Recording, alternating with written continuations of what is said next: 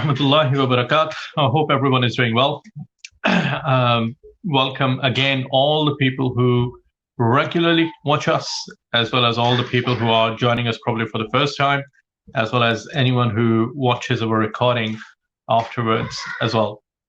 It is again a blessing of Allah subhanahu wa ta'ala that He has given us this opportunity that we can still interact, engage, speak, learn from each other and share so much that is happening all across the world, as well as anything that we know or anything that we learn from the words of Allah subhanahu wa ta'ala and the words of Prophet sallallahu alaihi wasallam, we can share it widely.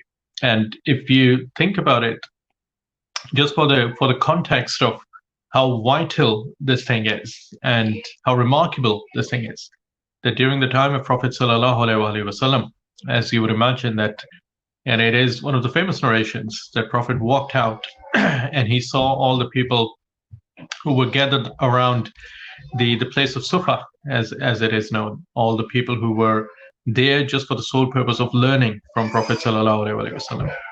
And he spoke to them and he said that, Walaikum assalam, Rizwan Sahab, you're online, Jazakallah khair. Hope everyone is well on your side. Walaikum assalam, Abdul Rashid Sahab, I can see you're online as well. Jazakallah khair for joining. So again, I think as I was mentioning, that this is such a remarkable strength that Allah subhanahu wa ta'ala has given us in our hands these days, that He has given this the ability and the capacity to take out a very small message, a very small effort on our behalf, and still end up relaying this conversation or message to hundreds and thousands of people. And I think the narration I was referring to, as you would imagine, and I think many of you might have heard about it already, that Prophet ﷺ walked out to his people in Sufa, and he asked them that, okay, if I ask you that you travel to Amiq, and Amiq was a very far away city or an area from the city of Medina at that time. And he said that if you travel in there and two red camels, she camels, are given to you, and you take them back from there, what would you like to see in that domain? Is that a proposition that you would really love? And you would imagine that the red she camel in those times can be comparable to, I don't know, anything of the best means of transport out there, probably a BMW or a Mercedes or one of those cars in the current era. So the proposition was that you travel a bit far away and then you get two BMWs or Mercedes or the best means of transport at that time as free. Everyone said, yes, why not? Definitely. That's a great proposition. Anyone would be interested in that. And then Prophet ﷺ replied and said that if you take two ayahs from me, two small verses from Allah subhanahu wa ta'ala, and you take it to someone else, it is better for you than these two luxurious or any kind of materialistic gains of a transport medium that you would imagine. Walaikum assalam, Idris Sahab. Hopefully you're doing well. Inshallah, very soon, hopefully very soon, in the coming weeks or months at least, we can have a degree of normality returning back to our systems. And then we can continue with the Jummah prayers as we used to have on the street of Idris Sahab in Keith Road. And I think it was such a remarkable thing that, alhamdulillah, it was maintained for a number of years with all the challenges and everything else. But the Jummah continued on Keith Road. So inshallah, I think Idris Sahab might be looking forward to it as well. When things start to settle down, we can go back to the normality of organizing our Friday prayers, meeting each other, and really sparking the sense of community as it was back then. I think I'm generally asked to just give you guys an overview of what is happening all around the world. Just some brief bits of information that are kind of the latest events, news, anything that is upcoming, or anything that is going to be creating a difference in our lives in the coming months.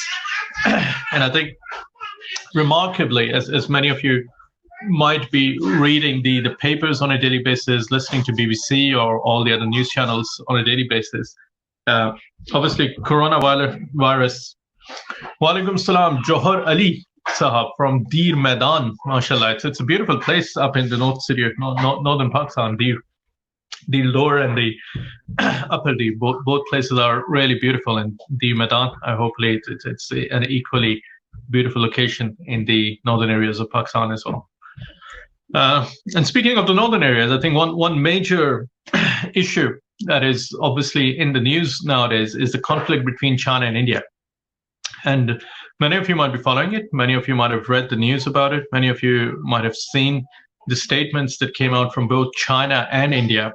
And then the army, the superior command of both armies actually had a meeting few days ago. You might have seen the pictures coming out of it.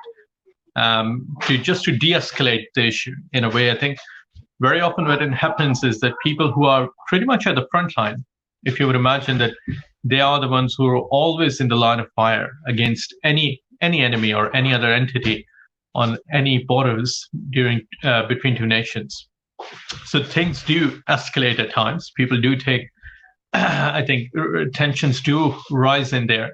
And especially if you imagine, I think this whole area of India, China, and Pakistan that is around the Ladakh area, the Siachen area, the Kargil area, it is known as the highest battlefield of the world, where the real battle is very often not between the two countries or the two sides of the border. It is against the weather. And it is such a harsh climate to be in. Many of you might have seen the visuals. People have to wear protective equipment. They have to wear really special clothing just to survive the weather. And then on top of it, obviously, if the tensions do escalate, then it becomes a bit of a challenge for both the forces. But this is an ongoing area of conflict, I think, between India and China. The recent spark, obviously, I think many of you might have been following the news that it was happening quite some time in the making, in a way. I think all the areas that are claimed as disputed by China and India, there wasn't as such any activity in those areas till about recently.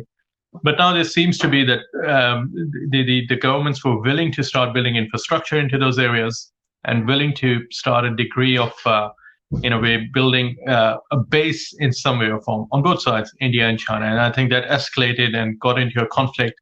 And I think both sides had a proper mini conflict in there, and many lives were lost. And I think at the heart of it, and with a bit of background I have from my army days, not proper army days in a way, but just being in the capacity of being in the learning areas of that domain, it is very much understandable. I think that every conflict has a number of apparent reasons, and then there are a number of hidden reasons behind that as well. When two armies are standing in front of each other, as you would imagine, I think, as I was mentioning on the front line, any little mistake from one side can really blow up a conflict to a major domain. And it happens very often. Sometimes somebody is trying to chase any animal. There are many people who are hunters out there. For example, they hunt the live prey and they cook and all that sort of stuff. And very often, if you're chasing something, you run into the border and you cross the border into the other territory, and it becomes a big conflict at times. And because the tensions are always so high on the borders, it becomes a major issue whenever there's even a little spark, and it escalates into a major conflict. And I think that this is one of the reasons why we should, in a way, learn how histories have prevailed for the nations that have really started to build the bridges between their neighbors and build up in some way or form a greater degree of alignment and agreement between the neighbors that has generated so many success stories. You must have read and you must see and you must hear about it on a daily basis about European Union. And imagine only up till 60 years ago, like 70 years ago, they were fighting the World War against each other. Germany and UK, Germany and France, Italy and France, Italy and Germany. These were the nations that were properly for 4 to 5 years at a constant conflict against each other, against fighting each other in the largest domain. But now, if you start traveling from France, let's say if you land in Dover, and you can travel all the way down to Italy without probably even realizing when your country is finishing in one side and when the other country is starting. And this is the reason that after many years of fighting, neighbors did realize that if they have to progress, if they have to become a strongest commodity market in the world, at the moment, if you imagine, the largest consumer market in the world is European Union at the moment, apart from obviously China is building up. But any provider of consumer items, they always target European Union. And the reason for that is obviously there's a huge amount of number of people living in there. They have really good buying power. And then the laws are very similar across all of Europe. So if you get import licenses for, say, France, you can easily start importing anything across the whole of Europe.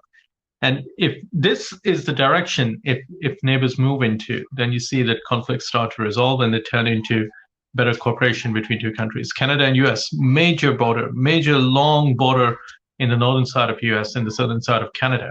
And you won't even realize, I think there are a few checkpoints, there are obviously measures in place. But the trade between these two countries is even more than the holistic trade of all that is happening between so many other areas in that domain. So again, I think India and China, the conflict is obviously a major issue, but hopefully it gets de-escalated and things look to brighten up in the future. I think the other major issue, obviously, June 19th, or many of you might have been hearing about this new term, well, not as such a new term, but the Juneteenth, as it was called in US, and it was very much promoted globally because of the recent issues around race inequality and injustice against George Floyd, who was killed on the streets. And it was celebrated quite widely. In US, I think in Texas, Juneteenth, June 19th, is always a national holiday. Well, in Texas, in US. And this was the day that slavery was announced to be finished off, basically in the state of Texas. And in that domain, pretty much largely across the other areas in the United States. So this is very much a very important date for the Black community. And they really celebrated on an annual basis on June 19th as the day when the slavery in US was properly announced to be finishing off. Well, legally, it continued for a while. And I think, as I previously mentioned, 1865 was a time when slavery was legally abolished in US by the works of Abraham Lincoln and all the parliament that came in with Abraham Lincoln.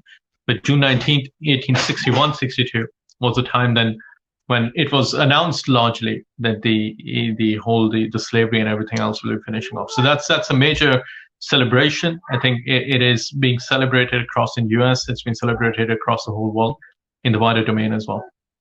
And I think that again, as I mentioned, Karmal Sahab is there. Assalamu alaikum wa alaikum salam. I think he's watching as well from Karachi. So good to see you. Good to have you on. So again, I think few major themes and things that are happening. As I mentioned, there's a major issue around the conflict between India and China. It's really dominating all the news items globally.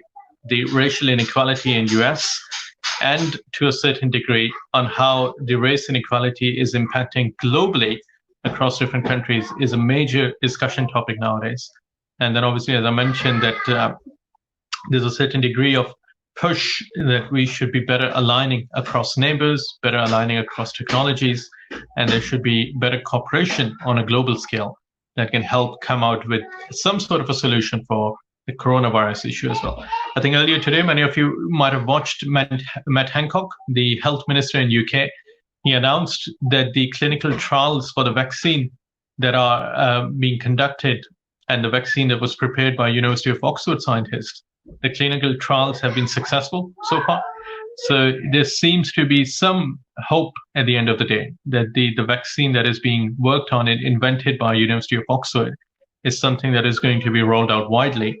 They are going to conduct some more trials. Obviously, I think many of you might have seen the whole statement by the health minister in UK. He said that the first signs of the clinical trial of the vaccine have been really successful. And now they are looking to test the vaccine against a larger sample size so that they can come back with better results.